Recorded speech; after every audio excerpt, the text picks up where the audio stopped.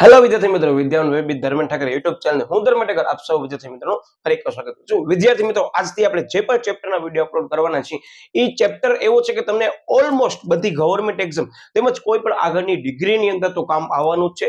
બીજી મહત્વની બાબત વિદ્યાર્થી મિત્રો કે આ ટોપિક છે ને, હું તમને એવું કહી દઉં કે તમે જે અર્થતંત્રમાં રહ્યો છો કે જે મિશ્ર અર્થવ્યવસ્થા ધરાવે છે ને, એની અંદર અગત્યનો ટોપિક કહી શકાય બજેટ. અને આ તમે વસ્તુ બહુ વધારે પ્રમાણમાં સાંભળી હશે કે જાન્યુઆરી અને ફેબ્રુઆરીની અંદર વધારે પ્રમાણમાં જે ગવર્મેન્ટ છે આ બજેટની પ્રિપેરેશન કરતા હોય. તો જનરલી વિદ્યાર્થી મિત્રો, હમણાં હું તમને શરૂઆતની જે 2 થી 3 મિનિટ ચર્ચા કરવાનો છે, one of the most IMP 1 માર્કનો પ્રશ્ન બની શકે છે. પછી તે ગવર્મેન્ટની તૈયારી કરતા હોય તે પણ વિદ્યાર્થી માટે ખૂબ જ અગત્યનો ભાગ ભજવે છે. અને વિદ્યાર્થી મિત્રો, જીસીઆરટી એટલે કે ગુજરાત પાઠ્યપુસ્તક મંડળના ભાગરૂપે જે ધોરણ 11 ની અંદર પણ અભ્યાસ કરે છે એ વિદ્યાર્થી માટે આ શરૂઆતની 5 minute one of the most time છે. બાકી આપણે આ વસ્તુની ચર્ચા તો લેવાના જ છીએ, પણ સૌથી પહેલા હું એવી બધી ચર્ચાઓ કરવાનો છું. કદાચ તમે નોટ્સ બનાવતા હો તો નોટ્સની અંદર નોટ ડાઉન કરતા આવજો કે 1 માર્કનો પ્રશ્ન બનશે તો અત્યારે જે પણ મેં ચર્ચા કરી છે 2 થી 3 મિનિટ, એનામાંથી વિદ્યાર્થી મિત્રો હસશે જો પૂરેપૂરા એવા ચાન્સીસ છે કે એનામાંથી 1 માર્કનો પ્રશ્ન પૂછાઈ શકે છે. એટલે ખાસ ધ્યાન રાખજો. સૌથી પહેલી વસ્તુ કે ભારતીય અર્થતંત્ર તમને બધાને ખ્યાલ છે કયા પ્રકારની અર્થવ્યવસ્થા ધરાવે છે. તો સાહેબ, ભારતીય અર્થતંત્ર મિશ્ર પદ્ધતિ અપનાવે છે કે મિશ્ર અર્થવ્યવસ્થા અપનાવે છે. મિશ્ર અર્થવ્યવસ્થાની અંદર વિદ્યાર્થી મિત્રો સરકારને કોઈ પણ ખર્ચ કરવો હોય તો વિદ્યાર્થી મિત્રો એને જે છે એ આવકના અંદાજો રજૂ કરવા પડે છે. અને બીજી વસ્તુ કે એ આવકના અંદાજો રજૂ કરવા માટે કરી ભારતની અંદર વિદ્યાર્થી મિત્રો રાજ્ય સરકાર અને બીજું આયોજન પંચ કે જેને વર્તમાન સમયમાં નીતિ આયોગ તરીકે ઓળખવામાં આવે છે, એની રચના કરવામાં આવી છે કે જે ભારત અર્થવ્યવસ્થાની અંદર વિદ્યાર્થી મિત્રો અંતર મૂડી માળખાની અંદર યોગ્ય રીતે મૂડીની વ્યવસ્થા કરી શકે. મતલબ કે આની અંદર જે પણ આપણે ચર્ચા કરશું વિદ્યાર્થી મિત્રો એ આપણે ગવર્મેન્ટના પોઈન્ટ ઓફ વ્યૂથી કરશું કે ગવર્મેન્ટ અત્યારે વર્તમાન સમયમાં કોઈ પણ સેક્ટરની અંદર કોઈ પણ એમ સમજી લો યોજના લઈ આવે છે, કોઈ પણ આવક મેળવે છે, કોઈ પણ ખર્ચ કરે છે, તો ખર્ચની રકમ કેવી રીતે આવશે અને એ આવવાની છે એનો અંદાજ ક્યારે રજૂ કર્યો છે. તો એ જ્યારે પણ નાણાકીય વર્ષ શરૂ થવાનો હશે ત્યારે એ લોકો વિદ્યાર્થી મિત્રો અંદાજપત્રને લાગુ પાડ્યો હશે. હવે આ અમુક શબ્દ તમને હું વચ્ચે કરાવવાનો છું, પણ શરૂઆતમાં કહું છું ને ખાલી નોટ ડાઉન કરતા આવજો કે જેથી કરી પરીક્ષાની અંદર તમને કામ આવી શકે. હવે વિદ્યાર્થી મિત્રો, તમને બધાને ખ્યાલ છે કે આપણો ભારત દેશ છે એ લોકશાહી દેશ છે કે જેની અંદર દરેક પ્રતિનિધિ જે છે એ લોકશાહી પદ્ધતિ દ્વારા પોતાનો જે પણ ગવર્મેન્ટની અંદર રહેલો જે પણ પક્ષ છે એને ચૂંટે છે. પક્ષ એ જે પણ પક્ષ છે વિદ્યાર્થી મિત્રો એ પ્રજા વતી બરાબર સરકાર સમક્ષ જે છે એ અંદાજપત્ર રજૂ કરશે. એનો મતલબ કે આનામાંથી 1 માર્કનો પ્રશ્ન હવે હું તમને જે કહું છું નોટ ડાઉન કરતા આવજો. જેમાં સૌથી પહેલો પ્રશ્ન છે કે પ્રજાઓના પ્રતિનિધિઓની સભા એટલે શું? તો કે સંસદ. સૌથી પહેલો પ્રશ્ન બરાબર નોટ કરજો. અગાઉના પ્રશ્ન મેં તમને જે સમજૂતી આપી એ તમને યાદ રહી ગઈ હશે એટલે લખવાની જરૂર નથી, પણ સૌથી પહેલો મેં તમને કીધું એ ખાસ યાદ રાખજો કે ભાઈ સંસદ એટલે શું? તો પ્રજાઓના પ્રતિનિધિઓની સભા. શા માટે? કારણ કે પ્રજા એ પ્રતિનિધિઓને ચૂંટ્યા હશે લોકશાહી પદ્ધતિ દ્વારા, ચૂંટણીના માધ્યમ દ્વારા. એટલે સૌથી પહેલો પ્રશ્ન આ વસ્તુ બરાબર કે સંસદ એટલે શું. હવે વિદ્યાર્થી મિત્રો, જે સંસદ હશે સરકાર પાસે જશે કે આવનાર વર્ષ માટે કરી અને નાણાકીય અંદાજો રજૂ કરશે કે સાહેબ આપણને અહીંયા જે છે એ આવક મળી શકે છે, અહીંયા જે છે સાહેબ આપણને ખર્ચ કરવાનું છે. તો એ મંજૂરી મેળવે છે મિત્રો, એને અંદાજપત્ર રજૂ કરવા પડે છે અને એ સરકાર આવે એના ઉપર તો તમને ફરી પાછો એક સરસ મજાનો ક્વેશ્ચન કહું કે આપણા દેશની અંદર ત્રિસ્તરીય પદ્ધતિ જોવા મળે છે. ત્રિસ્તરીય પદ્ધતિ અર્થતંત્રની અંદર જેમાં સૌથી પહેલો સાહેબ ઉપરની સૌથી ઉપર કોણ આવે? સાહેબ કેન્દ્ર સરકાર આવે. એના અંડરમાં કોણ આવે? સાહેબ રાજ્ય સરકાર આવે. અને એના અંડરમાં આવે વિદ્યાર્થી મિત્રો સ્થાનિક સ્વરાજ્યની સંસ્થા, જેને આપણે મ્યુનિસિપલ કોર્પોરેશન તરીકે પણ આપણે ઓળખીએ છીએ. તો આ ત્રિસ્તરીય રચના પદ્ધતિની અંદર વિદ્યાર્થી મિત્રો દરેક રચનાની અંદર તમે જેટલો પણ આવક કે ખર્ચ મેળવવાના છો એનો સરસ મજાનો તમે એક દસ્તાવેજ રજૂ કરશો કે જેને વિદ્યાર્થી મિત્રો અંદાજપત્ર બહુ સરળ ભાષામાં કહેવામાં આવે છે.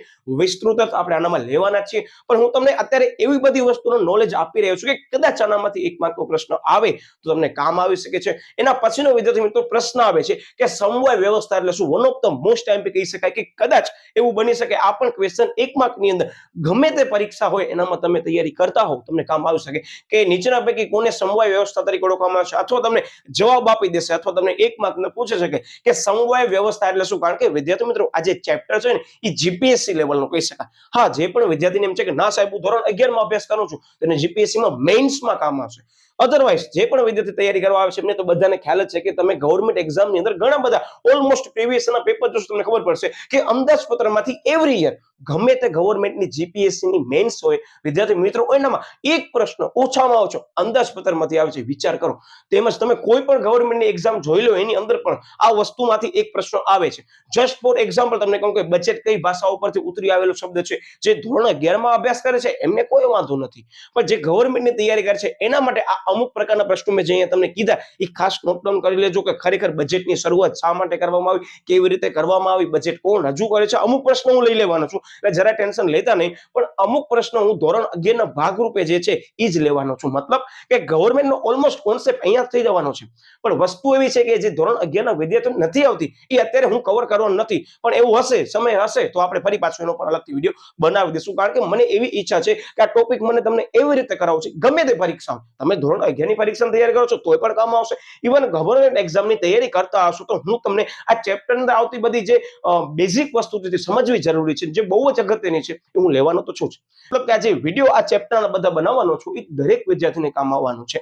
એટલે ખાસ એવું ન માનજો કે મેં ધોરણ 11 માં અભ્યાસ કર્યો છે એટલે આ પરીક્ષા અંદર માર્ક્સ મેળવવા માટે તૈયારી કરી છે. ના વિદ્યાર્થી મિત્રો, એ તમારો સેકન્ડ ઓબ્જેક્ટિવ હોવો જોઈએ. ફર્સ્ટ ઓબ્જેક્ટિવ તમારો શું હોવો જોઈએ કે સાહેબ અમને સમજવું છે કે આ ખરેખર ચેપ્ટર શું કહેવા માંગે છે. અને વિદ્યાર્થી મિત્રો તમને બધાને ખ્યાલ છે કે બહુ રિસેન્ટલી ટાઈમની અંદર અત્યારે હું આ જે વિડીયો બનાવી રહ્યો છું એ જાન્યુઆરી 2025 ની અંદર બનાવી રહ્યો છું, અને જાન્યુઆરી 2025 ના એન્ડ ઓફ ધ ટાઈમ અને ફેબ્રુઆરી મહિનાની સ્ટાર્ટિંગમાં એટલે કે ઓલમોસ્ટ એમ સમજી લો કે 2 ફેબ્રુઆરીની અરાઉન્ડ વિદ્યાર્થી મિત્રો આપણા ભારતની અંદર જે નાણાં મંત્રી છે આપણા કોણ, તો કે નિર્મલા સીતારામન 2025 ની અંદર બજેટ જે છે એ રજૂ કરવાના છે. અને બજેટ શું થાય એ બજેટ સત્ર પણ ગોઠવવામાં આવે છે. જે ગવર્મેન્ટની તૈયારી કરતા હોય એના માટે વસ્તુ છે એ લોકો રજૂઆત જ કરશે. મેં તમને સમજાવ્યું એ કે જેની અંદર વિદ્યાર્થી મિત્રો કે કેવી રીતે તમે આવક ફાળવવાના છો, કેવી રીતે ખર્ચા કરવાની જરૂર છે, એનો એક બજેટ સત્ર બનાવવામાં આવે જેની અંદર બધી ચર્ચાઓ કરવામાં આવે. બરાબર, ઓકે. તો આ વસ્તુ હતી અને મેં તમને જે કીધું સમવાય વ્યવસ્થા એટલે શું, તો ખાસ ધ્યાન રાખજો. હવે નોટ ડાઉન કરતા આવજો કે કેન્દ્ર અને રાજ્ય સરકાર વચ્ચે જે પણ આવકના સાધનોની ફાળવણી કરવામાં આવે છે વિદ્યાર્થી મિત્રો, એ ફાળવણીની વ્યવસ્થાને સમવાય વ્યવસ્થા તંત્ર તરીકે ઓળખવામાં આવે છે. બહુ સરળ ભાષામાં કહું તો જે મેં તમને ત્રિસ્તરીય રચના પદ્ધતિ કીધી ને એને અલગ અલગ રીતે એને આવકની ફાળવણી કરવા માટે અમુક જે ક્ષેત્રો ફાળવ્યા છે એ ક્ષેત્રોની ફાળવણીની વ્યવસ્થા એટલે સમવાય વ્યવસ્થા તંત્ર. આ બહુ સરસ મજાનો ક્વેશ્ચન છે. ખાસ જે શાળાકીય કક્ષાની તૈયારી કરે છે એ લોકોને ટાર્ગેટ કરજો. બરાબર, કે સમવાય વ્યવસ્થા એટલે શું, તો આ જવાબ આવી શકે છે. હવે મેં તમને કીધું કે 3 અલગ અલગ પ્રકારના સ્તરની અંદર વહેંચણી કરવામાં આવી છે. તો ત્રણેય સ્તરને વિદ્યાર્થી મિત્રો દરેક સ્તર જે છે ને એને અલગ અલગ પ્રકારની જે છે એ સેક્ટર કે અલગ અલગ પ્રકારના ક્ષેત્રો આપવામાં આવ્યા છે કે તમે આની જવાબદારી સંભાળજો અને તમે આને ફોકસ કરીને તમામ આવક અને ખર્ચા કરવાના છે. જેમાં સૌથી પહેલું આવે છે કેન્દ્ર. વિદ્યાર્થી મિત્રો કેન્દ્રને 3 પ્રકારની મુખ્યત્વે એ લોકોને કાર્ય સોંપવામાં આવ્યા છે વર્તમાન સમયની અંદર, જે તમારા પાઠ્યપુસ્તકમાં ઉલ્લેખ કર્યો છે. જેમાં સૌથી પહેલો યસ સાહેબ રેલવે સેક્ટર, બીજો સંરક્ષણ સેક્ટર અને ત્રીજો આવે છે વસ્તી ગણતરી. હું શું કહેવા માંગુ છું ખબર છે, 3 ક્ષેત્રો જે છે એ કેન્દ્ર સરકારને ફાળવ્યા છે. ભાઈ તમે આના ઉપર સૌથી વધારે ફોકસ કરજો અને આના ઉપર તમને કાર્ય કરવાનું રહેશે કે જેથી વ્યવસ્થિત રીતે વિદ્યાર્થી મિત્રો એ સેક્ટરને કે ક્ષેત્રને વ્યવસ્થિત એના ઉપર આયોજન કરી અને યોગ્ય રીતે નીતિ બનાવી શકે. 3 સેક્ટરને ધ્યાનમાં લઈ આવક અને ખર્ચાની ફાળવણી કરી શકે.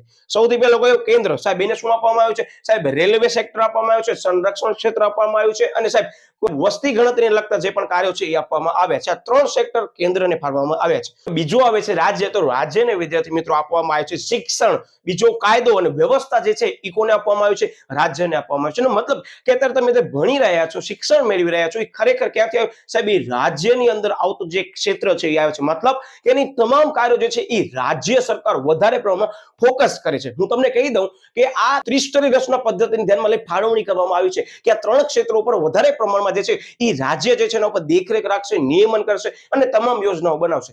ફરી પાછું રિપીટ કરું, રાજ્યને સાહેબ રાજ્યને અમે જે શિક્ષણ મેળવ્યા છે, શિક્ષણ કાયદો પણ એક વિદ્યાર્થી મિત્રો વ્યવસ્થા એડમિનિસ્ટ્રેશન જેને આપણે કહીએ એ પણ રાજ્ય સંભાળે છે. હવે બચ્યો કયો સાહેબ, હવે એક જ બચ્યો સ્થાનિક સ્વરાજ્યની સંસ્થાઓ. અને આ બહુ બેઝિક વસ્તુ છે. ગોખતાને તમને સમજાવું કે સ્થાનિક સ્વરાજ્યની જ્યારે પણ ચૂંટણીઓ કરતા હશો ત્યારે તમને બધાને ખ્યાલ છે નગરપાલિકા, મહાનગરપાલિકાની જે ચૂંટણી આવતી હશે એ, અને તમને બધાને ખ્યાલ છે કે એ જનરલી પબ્લિક સાથે ડાયરેક્ટલી વધારે પ્રમાણમાં કનેક્ટેડ, કારણ કે નગરપાલિકા અને મહાનગરપાલિકાના જે સભ્યો છે એની ચૂંટવાની જે છે એ પૂરેપૂરી પ્રતિનિધિત્વ જે છે એ આજુબાજુની જે રહેલા વિસ્તારના વ્યક્તિઓ છે એ કરી શકે છે. અને તમે નોટ કર્યું છે કે તમારી આજુબાજુની અંદર કઈ વધારે પ્રમાણમાં વ્યવસ્થાઓ જોવા મળે છે. સાહેબ એક તો રોડ લાઇટ, આવી ગયો સ્ટ્રીટ લાઇટ. પછી યસ સાહેબ તો કે સફાઈની વ્યવસ્થા. સાહેબ સાચી વાત છે, સફાઈની વ્યવસ્થા અમે ઓલમોસ્ટ જે છે નોટ કરી છે કે સફાઈના બધા કાર્યો તો કે નગરપાલિકા અને મહાનગરપાલિકા એટલે કે સ્થાનિક સ્વરાજ્યની સંસ્થાઓ કરતી હશે. અને યસ ડ્રેનેજ વ્યવસ્થા કે ગટર વ્યવસ્થા તો બધી સફાઈને લગતી કામગીરી હશે. આ બધી વ્યવસ્થા વિદ્યાર્થી મિત્રો સ્થાનિક સ્વરાજ્યની સંસ્થાને સોંપવામાં આવી છે. આ 3 અલગ અલગ મેં તમને જે સ્ટેપ કીધા જે ત્રિસ્તરીય રચના પદ્ધતિ પ્રમાણે એ ખાસ નોટ ડાઉન કરજો. મે બી આનામાંથી એકાદ પ્રશ્નો આવી શકે છે તો આમ મગજમાં ફિટ રાખવાનો, ગોખવાનો નહીં, પ્રેક્ટિકલી વિચારવાનો કે ભાઈ કેન્દ્ર લેવલે એટલે કે કેન્દ્ર સરકાર. યસ સાહેબ આગળ આપણે દરેક પોસ્ટના ચેપ્ટરમાં ભણી ગયા છે. યસ તો કે ખાતું, રેલવે ખાતું આમ યાદ રાખજો, સંરક્ષણ ખાતું. તો આ બધી વસ્તુ શું છે તો બસ એમ જ કહેવા માંગે છે કે અંદાજપત્રની તમે જે પણ ક્ષેત્ર જોઈ રહ્યા છો, તમે જે પણ ત્રિસ્તરીય રચના પદ્ધતિ જોઈ રહ્યા છો, ત્રિસ્તરીય રચના પદ્ધતિ કઈ રીતે આવક અને ખર્ચની ફાળવણી એક ક્ષેત્રો પાછળ કરશે તો બસ એ લોકોને અલગ અલગ કામગીરી સોંપવામાં આવી છે. હવે હું તમને જે કહું છું 2025 ને ધ્યાનમાં લઈને કહું છું, આનામાં મે બી વેરિએશન ઇન ફ્યુચર આવી શકે છે. બરાબર, ડિપેન્ડ્સ કે ગવર્નમેન્ટ ઉપર ડિપેન્ડ કરે છે કે કયો સેક્ટર છે કોને આપવો હોય. એટલે ટૂંકમાં આ મેં તમને જે પણ સમજૂતી આપી છે વિદ્યાર્થી મિત્રો, one of the most time આ જે પણ ચર્ચા કરી છે એ દરેક પરીક્ષામાં કામ આવવાની છે. એટલે કદાચ તમારા પાસે નોટ ડાઉન ન કરેલો હોય તો ફરી પાછો પરીક્ષા વખતે વિડીયો જોઈ લેજો, કારણ કે આનામાંથી 1 માર્કનો પ્રશ્ન બહુ સરસ મજાનો આવી શકે છે. અને વિદ્યાર્થી મિત્રો હવે આપણે આ ચેપ્ટરના one of the most time question થી શરૂઆત કરી રહ્યા છીએ કે જેનું નામ છે વિદ્યાર્થી મિત્રો યાદ રાખજો, અંદાજપત્રનો અર્થ અને તેના પ્રકારો. કોના પ્રકારો છે સાહેબ? અંદાજપત્રના પ્રકારો છે. આ હું વારંવાર દરેક વિદ્યાર્થીને એટલે કહું છું કે આની અંદર પ્રશ્ન ધ્યાનથી વાંચજો, કારણ કે અંદાજપત્રના પ્રકારો છે, પછી ખાધના પણ પ્રકારો છે, પછી ખાતાના પણ પ્રકારો છે. વિચાર કરો, આપણે આગળ અભ્યાસ કરવાના છીએ, પણ પ્રશ્ન 2 વાર વાંચજો, શાંતિથી જવાબ લખજો. હવે સૌથી પહેલો પ્રશ્ન આપણે લઈ લઈએ, અર્થ અંદાજપત્ર એટલે શું. અત્યાર સુધી મેં તમને જે પણ ચર્ચા કરી એ ઇન્ટ્રોડક્શનના ભાગરૂપે કદાચ તમને ક્યાંક આછી પાતળી સમજ આની યાદ હશે તો પરીક્ષામાં વાંધો નહીં આવે. 1 માર્કની અંદર આટલી સમજૂતી તમે યાદ રાખી ગયા છો ને તો ગેરંટી સાથે કહું પરીક્ષામાં તમને યાદ આવશે. યસ સાહેબ વાત સાચી નથી, કારણ કે આ વસ્તુ બહુ બેઝિક છે. હું તમને બેઝિક થી સ્ટાર્ટ કરવાનો છું. ભલે અહીંયા ઘણા બધા વિદ્યાર્થીઓને એમ છે કે ના સાહેબ અમને ખબર છે અંદાજપત્ર એટલે શું, પણ હું બેઝ ટુ એડવાન્સ જવાનો છું. હું 0 થી શરૂઆત કરીશ, તમને 100 સુધી લઈ જવાનો છું. તમારું ધ્યાન માત્ર અહીંયા હોવું જોઈએ. કોઈ પણ સાહિત્ય ઉપાડતા નહીં, ક્રમ મેં ચેન્જ કર્યા છે. શા માટે? યસ સાહેબ ટ્રિક સરળતાથી યાદ રહી જાય એના માટે. ઓકે, હવે શું કહે છે કે સરકાર દ્વારા આવનાર નાણાકીય વર્ષ, વર્ડ મેં શોર્ટમાં લખ્યું છે શું કે સરકાર દ્વારા આવનાર ફ્યુચરમાં જે પણ નાણાકીય વર્ષ હશે વિદ્યાર્થી મિત્રો તેના માટે કરી અને રજૂ કરવામાં આવનાર ખર્ચ અને આવકના અંદાજોના હિસાબ પત્રને શેના તરીકે ઓળખવામાં આવે છે સાહેબ? અંદાજપત્ર. હવે નાણાકીય વર્ષ બધાને ખ્યાલ છે કે 1 એપ્રિલ થી શરૂ થાય અને 31 માર્ચના પૂર્ણ થઈ જાય. બરાબર, આને નાણાકીય વર્ષ તરીકે ઓળખવામાં આવે છે. જનરલી જે પણ વિદ્યાર્થી એકાઉન્ટનો એમને કહી દઉં કે ભારતની અંદર અત્યારે નાણાકીય વર્ષ જે છે એ કેવી રીતે શરૂ થાય તો કે 1 એપ્રિલ થી કોઈ પણ વર્ષથી ચાલુ થાય અને એના પછીના નેક્સ્ટ યર સુધી 31 માર્ચ સુધી વિદ્યાર્થી મિત્રો એ નાણાકીય વર્ષ પૂર્ણ થઈ જાય. મતલબ કે સમગ્ર એક નાણાકીય વર્ષ છે વિદ્યાર્થી મિત્રો એ 1 એપ્રિલ થી શરૂ થાય. એનો મતલબ કે જેટલા પણ સરકાર ડિસિઝન લે છે, જેટલા પણ ઇન્કમ ટેક્સ ને લગતા રૂલ્સ લે છે, જેટલા પણ અંદાજપત્રની અંદર ચર્ચાઓ થાય છે એ બધી ચર્ચાઓનો અમલ નેક્સ્ટ યર માટે હશે. મતલબ કે અત્યારે જે વિદ્યાર્થી વિડીયો જોઈ રહ્યો છે એને ખબર હશે કે 2025 ની અંદર વિદ્યાર્થી મિત્રો આપણે અંદાજપત્ર જે પણ રજૂ કરશું એ 2025 ની અંદર 1 એપ્રિલ થી કરી અને 31 માર્ચ 2026 સુધી જે છે અંદાજપત્રને લગતા જેટલા પણ ડિસિઝન લેવામાં આવશે, પછી ટેક્સ સ્લેબ હશે, એ બધા એ આકારણી વર્ષની અંદર જે છે એ અમલમાં આવશે. મતલબ કે એ વર્ષે તમે શું કરશો? યસ સાહેબ બધા નિયમોનું હવે પાલન કરશો. ટૂંકમાં અત્યારે વર્તમાન સમયમાં 2025 જાન્યુઆરીમાં જે પણ વિડીયો જોઈ રહ્યા છે એને હું એમ જ કહીશ કે આ સમગ્ર વર્ષની જે પણ અત્યારે સરકાર ડિસિઝન લીધા તમે જે પાલન કરો છો એ લીધા ક્યારે હશે? યસ સાહેબ 2025 ની જ્યારે પણ શરૂઆત થઈ હશે ક્યારે તો કે સાહેબ 1 એપ્રિલ 2025 ના જે આપણું નાણાકીય વર્ષ શરૂ થાય છે ત્યારથી આ બધા નિયમો જે છે એ ચાલુ થાય અને 31 માર્ચ 2025 એટલે વર્તમાન સમય સુધી બધા નિયમો લાગુ પડે. અને જેવો એ વર્ષ પૂરું થાય એટલે બીજા વર્ષથી ફરી પાછું તમને એ નવો અંદાજપત્ર જે વર્ષમાં રજૂ કરવામાં આવ્યો છે એની શું કરવામાં આવે છે? યસ સાહેબ ધ્યાનમાં લઈ તમામ જે બાબતો છે એ નિર્ણયો લેવામાં આવે છે. ટૂંકમાં અહીંયા ભવિષ્યને ધ્યાનમાં લઈ જે છે આવક અને ખર્ચાની તમે જે છે એ નક્કી વર્તમાન સમયમાં કરો છો, જેને કહેવામાં આવે છે અંદાજપત્ર અર્થશાસ્ત્રના સંદર્ભમાં. બરાબર, ઓકે, યસ સર. હવે વિદ્યાર્થી મિત્રો આની અંદરથી એક સરસ મજાના પ્રશ્નો આવી શકે છે એટલે મેં શરૂઆતમાં તમને કહી દીધા કે 1 માર્ક એમ જ કહે છે કે અંદાજપત્રમાંથી કેમ પ્રશ્ન આવે. સૌથી પહેલો કે કોને આયોજનનો ભાગ ગણવામાં આવે છે? નીચે ઘણા બધા ઓપ્શન. અથવા અંદાજપત્રને કોનો ભાગ ગણવામાં આવે છે? સાહેબ આયોજન, આર્થિક આયોજનનો ભાગ ગણવામાં આવે છે. બીજી વસ્તુ મેં તમને કીધી કે વર્તમાન સમયમાં જેમાં બરાબર નીતિ આયોગને જે ઓળખવામાં આવે છે પહેલાનું નામ શું હતું સાહેબ આયોજન પંચ, અને આયોજન પંચનું વર્તમાન સમયની અંદર નામ શું છે સાહેબ નીતિ આયોગ. આ one of the most time question કે ઘણી બધી શાળાકીય કક્ષામાં જ્યારે પણ એકમ કસોટી લેવાતું તો આનામાંથી પ્રશ્નો આવી શકે છે. એવા બધા જ પ્રશ્નો મેં અહીંયા મેન્શન કર્યા છે બરાબર. Okay yes. પછી કહે છે કે અંદાજપત્ર કોણ રજૂ કરશે સાહેબ? અમને યાદ છે તમે કીધું હતું કે અંદાજપત્ર જનરલી ભારત દેશની અંદર જે છે એ ભારત દેશના જે પણ સરકારના પ્રતિનિધિ હશે બરાબર, જે સરકારની અંદર રહેલા હશે, કેન્દ્રની અંદર રહેલા હશે, એની અંદર પણ વિદ્યાર્થી મિત્રો જે ભારતની અંદર નાણાં મંત્રી હશે એ નાણાં મંત્રી જે છે એ સંસદની અંદર જે છે યાદ રાખજો શું કરે છે તો કે પોતાનું અંદાજપત્ર રજૂ કરે છે. વર્તમાન સમયની અંદર 2025 આ અંદાજપત્ર જે છે એ ભારત દેશના જે છે એ નાણાં મંત્રી જે છે બરાબર, જે સેન્ટ્રલ લેવલના છે એને રજૂ કર્યું છે, જેનું નામ છે નિર્મલા સીતારામન બરાબર. એ ભારત દેશના નાણાં મંત્રી વર્તમાન સમયમાં છે. એટલે કદાચ મે બી કરંટ તમને શાળાકીય કક્ષામાં આવતું હોય તો એને ધ્યાનમાં લઈને તમને મેન્શન કરી દો. યાદ જ રાખજો, નોટ કરવાની જરૂર નથી, કારણ કે આ જે નાણાં મંત્રી છે નિર્મલા સીતારામન એ બજેટ રજૂ કરે છે બરાબર. અમુક જે ઓફિશિયલી વસ્તુ ફાઇનલ થવાની છે એની જાણ અમુક જ વ્યક્તિઓને હોય છે, બધાને વ્યક્તિઓને ખબર ન હોય કે સરકાર કંઈક આવું ડિસિઝન લેવાની છે બરાબર. અને આ વિદ્યાર્થી મિત્રો જાણીને નવાઈ લાગશે કે આપણા ભારત દેશના અંદાજપત્રો ઉપરથી ભારત દેશ જે છે એ આર્થિક વિકાસ કરી રહ્યું છે કે નથી કરી રહ્યું, જીડીપી નો દર કેટલો હતો, સરકાર કેટલી ફાળવણી કરશે, આપણા દેશની એમ સમજી લો કે એક અરીસા સમાન ગણવામાં આવે છે. આપણો દેશનો અરીસો જે છે ને એ અંદાજપત્ર રજૂ કરે છે કે સારું ખરાબ એ બધી વસ્તુ અંદાજપત્રમાં આવે. એટલે કદાચ તમે અત્યારે આ વિડીયો જોઈ રહ્યા છો, તમને એક્સ્ટ્રા નોલેજ માટે કરી અને જોવું હોય તો માત્ર એમ જ કહીશ કે માત્ર 1-2 મિનિટ તમે ફાળવજો કે વર્તમાન સમયની અંદર અંદાજપત્ર જે રજૂ કરવામાં આવ્યું છે એમાં શું શું બધી કન્ડિશનો છે, માત્ર તમારા નોલેજ માટે. અને જે પણ ગવર્મેન્ટની તૈયારી કરે છે એમને બધાને ખ્યાલ છે હા સાહેબ અમની અંદાજપત્ર ખરેખર શું છે, અમને દર વખતે એમાંથી પ્રશ્નો ઓલમોસ્ટ જોવા મળે છે. તો અંદાજપત્ર આ વસ્તુ છે બરાબર, જેમાં આર્થિક સર્વેક્ષણ પણ રજૂ કરવામાં આવે છે. આ એ બહુ કામની વસ્તુ છે, ગવર્મેન્ટની તૈયારી કરે છે એમને ખ્યાલ છે. ઓકે, પછી એના અમલનો સમયગાળો શું છે સાહેબ? આવનાર વર્ષ માટે, એટલે કે આવનાર કેવો સાહેબ નાણાકીય વર્ષ માટે જે છે આ અંદાજપત્ર જે છે એ રજૂ કરવામાં આવે છે અને અમલ કરવામાં આવે છે. એટલે કદાચ પ્રશ્નો આવે છે વિદ્યાર્થી મિત્રો તો ખાસ નોટ ડાઉન કરી તમે એનો સ્ક્રીનશોટ પાડવું તો પાડી શકો છો. પછી મને ઇરેઝ કરી દેશે, આપણે કન્ટેન્ટ અમુક લેવાનો છે ને ધ્યાનમાં લઈ. યસ, કારણ કે આ પ્રશ્નો બધા એવા છે બહુ સરસ મજાના છે.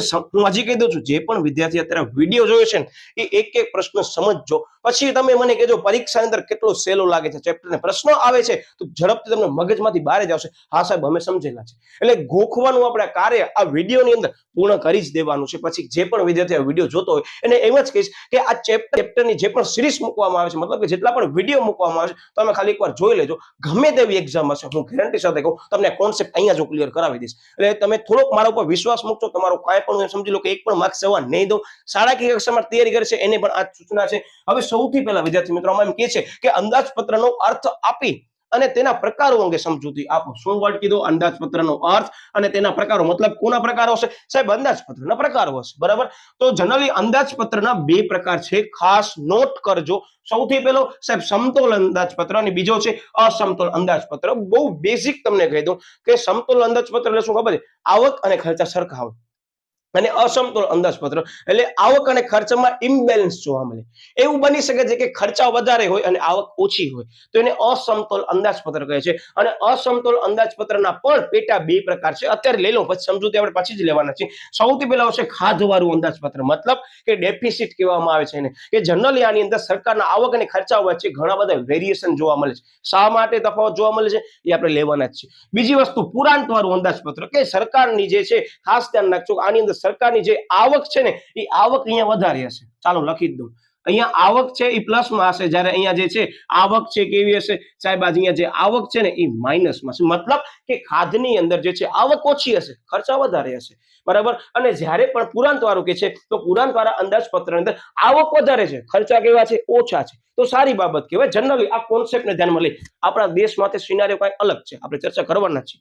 મતલબ કે આની અંદર એવું કહેવા માંગે છે કે અંદાજપત્રના જે છે પ્રકાર પૈકી સમતોલ અને અસમતોલ છે. તો અસમતોલની અંદર કેટલા પ્રકારો પડે છે સમજાવો, અથવા તો કહેશે ખાધના પ્રકારો સમજાવો. તો આ બધી વસ્તુ વિદ્યાર્થી મિત્રો one of the most time છે અને આપણે દરેક વસ્તુ વ્યવસ્થિત કરવાની છે. જેમાં સૌથી પહેલા હું લઉં છું વિદ્યાર્થી મિત્રો સમતોલ અંદાજપત્ર, જેને કહેવાય બેલેન્સ બજેટ બરાબર.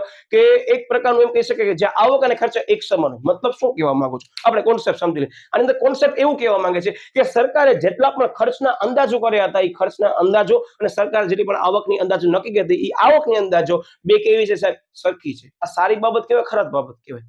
ઘણા લોકો કહે સાહેબ આ તો સારું ન કહેવાય, બે વસ્તુ સારી છે, તો એ બાબત હું તમને સમજાવવાનો છું. પણ આનામાં એવું જ કહે છે કે સરકાર ખર્ચા અને આવક બે સરખા છે. સરકારે વધારે પ્રમાણમાં ખર્ચ કર્યું નથી. કેવું ઇન્ડિકેશન પડે? યસ સાહેબ, સાચી વાત છે કે સરકાર વધે પ્રમાણમાં ખર્ચ ન કરે તો એ દેશનું કલ્યાણ થયું કહેવાય કે ન કહેવાય? બસ આપણે ચર્ચાની અંદર લેવાની છે. એના ફાયદા ને મર્યાદા હું અહીંયા જ કરાવી દઈશ. જેને ફાયદા સમજાઈ ગયા ને એના માટે મર્યાદા સાવ ઈઝી વસ્તુ છે. સિમિલર પોઈન્ટ પણ નેગેટિવ પોઈન્ટ ઓફ વ્યૂથી આપ્યા છે. જો સૌથી પહેલો અર્થ લઈ લઈએ કે જ્યાં સરકારનો અંદાજિત ખર્ચ અને તેની અંદાજિત આવક કેટલા છે સાહેબ? બે જ એક સરખા છે. મતલબ કે આવક અને ખર્ચ એક જેટલો જ્યારે પણ જોવા મળે એને સમતોલ અંદાજપત્ર કહેવામાં આવે છે. બહુ ઈઝી વસ્તુ, ગોખતા જ નહીં. સમતોલ એટલે શું? સરખા. શું સાહેબ? આવક અને ખર્ચ સરખા, આવી રીતે. બરાબર, ઓકે, યસ. જે બિન વ્યવહારુ છે, બરાબર, વિકસતા દેશો અને વિકસિત દેશો માટે આ વસ્તુ બિન વ્યવહારુ અભિગમ છે કે જે ખરેખર વ્યવહારિક રીતે જોવા મળતું નથી. ચોખ્ખો શબ્દ અહીં કહી દીધો કે ક્યારે પણ સરકારની આવક અને ખર્ચ વર્તમાન સમયમાં વિકસતા દેશ અને વિકસિત દેશ, બરાબર, આ બે દેશમાં જોવા ન મળે. હવે તમે કહેશો વિકસતા દેશ એટલે કયા? જે વિકાસશીલ હશે, એ ધારો કે ભારત દેશ, બરાબર, આ યાદ રાખજો. ઓકે, એ રીતે કહે છે. એનો મતલબ કે ફાયદા શું, નુકસાન શું? તો ફાયદો શું કહેવા માંગે છે ખબર છે? આપણે એમ જ વિચારવાનું કે આપણે પોતે સરકાર છીએ, આપણી આવક અને ખર્ચા સરખા છે. સાહેબ, શું સારું શું ખરાબ એ વસ્તુની આપણે ચર્ચા લઈશું. સૌથી પહેલા સરકાર બિનજરૂરી ખર્ચા ઓછા કરે છે. મતલબ કે સરકારે જે ક્ષેત્રોની અંદર રોકાણ કરવાનું છે, મતલબ કે ખર્ચ કરવાનું છે, એ ખર્ચા ઓછા કરે છે. બીજી વસ્તુ, ખર્ચ ઓછો કરે અને કરવેરા કેવા છે આપણા દેશની અંદર? ઓછા છે. હવે તમે પોતે વિચાર કરો, સરકાર ખર્ચ ઓછો કરે છે, બીજી વસ્તુ કરવેરા પણ ઓછા છે, તો સરકારની આવક જે નક્કી એટલા જ ક્ષેત્રોમાંથી આવક આવવાના કારણે સરકાર પાસે વધારાની કોઈ આવક આવશે નહીં. બરાબર. બીજી વસ્તુ અહીંયા કે પ્રજા પર બોજ ઘટી જશે. શા માટે? સાહેબ, કરવેરા ઓછા છે. ખબર પડી ગઈ? જો એક મુદ્દો બીજા ઉપર મેં ડિપેન્ડન્ટ બનાવી દીધો સમજૂતી સહિત. બીજી વસ્તુ, પ્રજા પર બોજ ઓછો શા માટે હશે સાહેબ? કારણ કે આર્થિક સ્થિરતા હશે. અહીંયા સરકારે વધારે પ્રમાણમાં ખર્ચ કર્યા જ નથી. અર્થતંત્રની અંદર શું કીધું? ના ભાઈ, આપણે અર્થતંત્ર સ્ટેબલ જોઈએ, એટલે આવક અને ખર્ચા સરખા. અરે, અર્થતંત્ર સ્ટેબલ કરવા માટે આવક અને ખર્ચા સરખા કરશો તો વિદ્યાર્થી મિત્રો તમે જ મને કહો કે સરકાર જે વધારે પ્રમાણમાં અમુક ક્ષેત્રોમાં રોકાણ કરવાની છે, રોકાણ કરશે નહીં.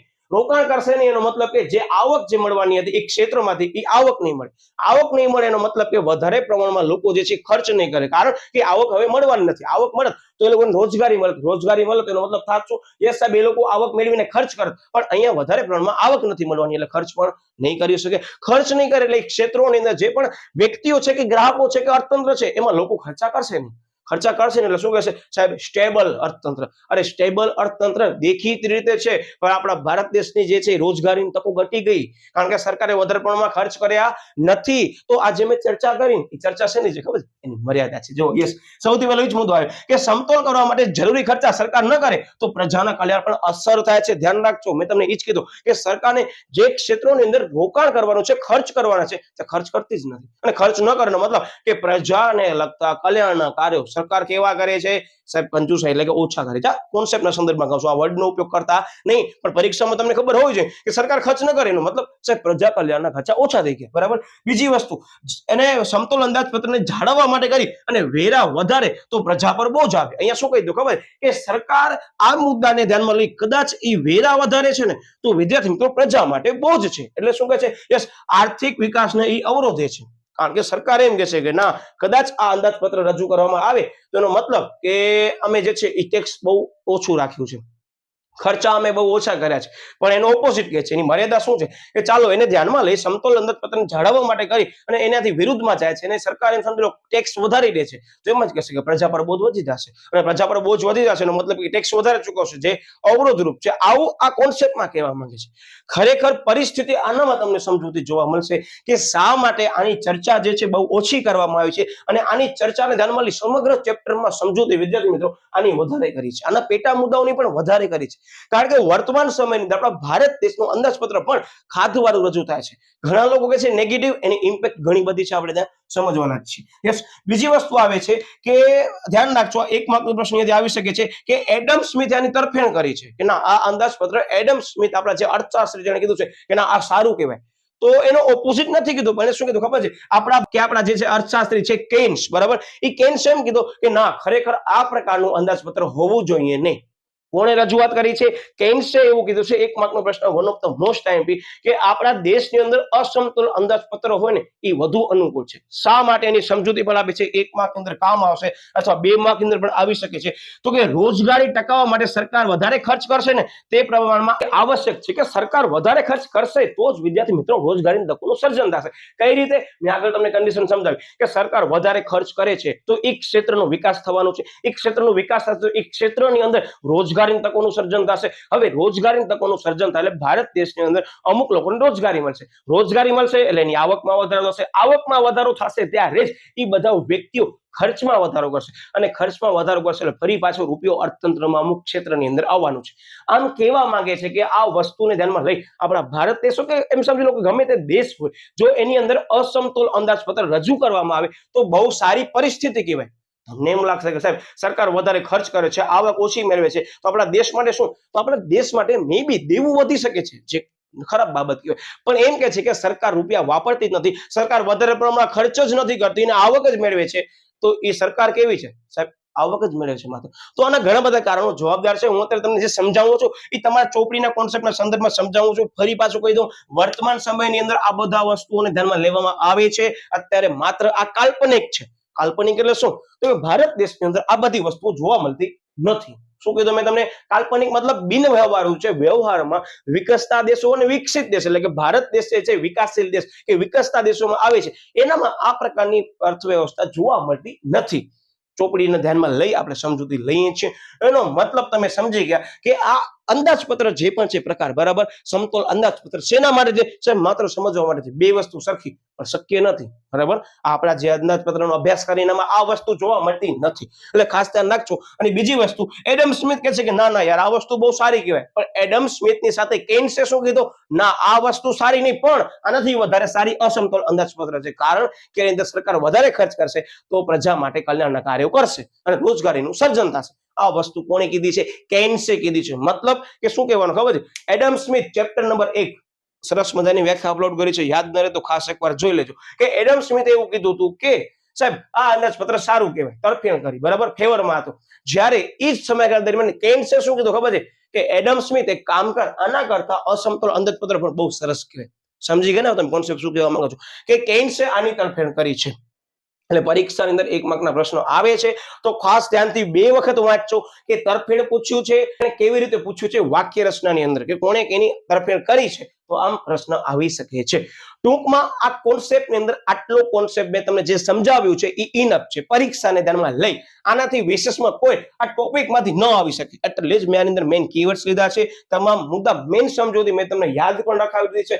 એવું હોય તો પરીક્ષા વખતે આ ચેપ્ટરની સિરીઝ જોઈ લેજો. હું તમને કહી દઉં કે આ ચેપ્ટર 11 માર્ક્સનું વેઇટેજ ધરાવે છે, એટલે 11 થી 13 માર્ક્સ એકોર્ડિંગ ટુ મી શાળાકીય કક્ષાની અંદર હોઈ શકે છે.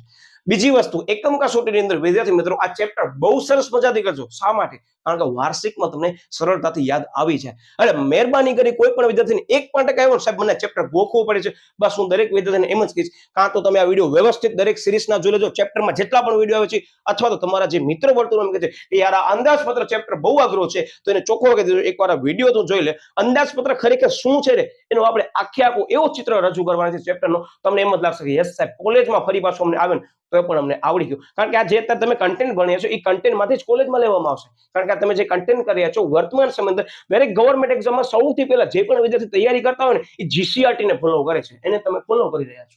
એટલે તમે વિદ્યાર્થી કાળમાં છો, તમને બધાને ખ્યાલ છે તમને ભવિષ્યમાં કામ આવવાનું છે. અને જે તૈયારી કરી રહ્યા છે સરકારી પરીક્ષાઓ એમને તો ખબર જ છે કે ના સાહેબ અમને જીસીઆરટી ફરીથી વાંચવું પડે છે. તો ત્યારે એવું ન કહેજો કે સાહેબ અમને જીસીઆરટી ફરીથી વાંચવી પડે. શું કહેવાનું? અરે સાહેબ જીસીઆરટી જ વાંચવાની છે, અમને વાંધો નથી. આવું સેન્ટેન્સ કંઈક રજૂ કરો, એનો મતલબ તમે જે પણ શિક્ષણ મેળવ્યું છે એ તમને ભવિષ્યમાં કામ લાગશે. બરાબર, ઓકે. તો વિદ્યાર્થી મિત્રો આટલી ચર્ચામાં લીધી છે, ઝડપથી આનો સ્ક્રીનશોટ લઈ લો. એવો તો પછી કન્ટેન્ટ આપણે ઇરેઝ કરી અને માત્ર અસમતોલ અંદાજપત્ર જ લેવાના છે. One of the most IMP આ આખા ચેપ્ટરનો ટોપિક છે અને સૌથી વધારે ટોપિક અહીંયાથી આવે છે.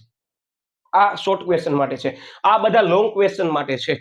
ટાર્ગેટ કરજો કે બહુ સરસ મજાના પ્રશ્નો આમાંથી આવશે ને તો હમણાંથી કહી દઉં આમાંથી આવશે. કયો? અસમતોલ અંદાજપત્રનો આખે ટોપિક. પછી ખાધે આવી ગયો, બરાબર ને, પુરાંતે આવી ગયો. એટલે ખાસ આનો અભ્યાસ કરજો. વિદ્યાર્થી મિત્રો સમયની મર્યાદા કારણે આપણે એક કામ કરીએ છીએ કે આ આખો અસમતોલ અંદાજપત્રનો હું સેપરેટલી વિડીયો બનાવવાનો છું, જે પાર્ટ 2 ની અંદર આખે આખો પોર્શન હું કવર કરી લઈશ કે ખાદ્યવાળું અંદાજપત્ર છે કે પુરાંતવાળું અંદાજપત્ર છે, બંનેનો મિનિંગ શું, બંનેના ફાયદા શું છે, બંનેના ગેરફાયદા શું છે, કારણ કે આપણને વસ્તુ દરેક વ્યવસ્થિત સમજવાની છે. મતલબ કે તમે આજે વિડીયો અત્યાર સુધી જોયો છે, મને આશા છે કે તમને બહુ સરળતાથી ખરેખર એક એક વસ્તુ તમને ખબર પડી ગઈ હશે. એટલે ખાસ વિદ્યાર્થી મિત્રો તમારા મિત્ર વર્ગ સુધી જે પણ આ ચેપ્ટર ગોખે છે એના સુધી ખાસ પહોંચાડો. કદાચ એવું બની શકે તમારા મિત્ર વર્તુળનો કોઈ એમ કહે છે કે જીસીઆરટી નો અંદાજપત્રનો ચેપ્ટર મને સમજવો છે, તો એને પણ તમે શેર કરી શકો છો કે એમની તૈયારીના ભાગરૂપે કોઈ પણ પરીક્ષા અંદર કામ આવી શકે છે, કારણ કે આપણે આની અંદર બધું બેઝ ટુ એડવાન્સ ની ચર્ચા કરી છે. તો ખાસ વિદ્યાર્થી મિત્રો વિડીયોને લાઈક કરી દેજો. હજી પણ કદાચ ચેનલ પર ફરતા આવ્યા છો, કાંઈ વાંધો નહીં, હવે સબસ્ક્રાઇબ કરી નાખો અને હા, જો બાજુમાં બેલ આઇકન દેખાતો હશે ઝડપથી એને પ્રેસ કરી નાખો કે જેથી કરીને તમને વિદ્યાર્થી મિત્રો પાર્ટ 2 નોટિફિકેશન ઝડપથી મળી રહે. જે વિડીયો અત્યારે જોઈ રહ્યા છો તો મે બી પાર્ટ 2 અપલોડ થઈ ગયો હોય તો ખાસ એનો અભ્યાસ કરી લેજો. આ ચેપ્ટરના દરેક પ્રશ્ન આઈએમપી છે. ફરી પાછો યાદ અપાવી દઉં કે 11 માર્ક્સ અરાઉન્ડ આ ચેપ્ટર પૂછાઈ શકે છે તમારી વાર્ષિક કસોટીની અંદર. તો મળ્યા વિદ્યાર્થી મિત્રો નવા ટોપિક સાથે, ત્યાં સુધી બાય બાય.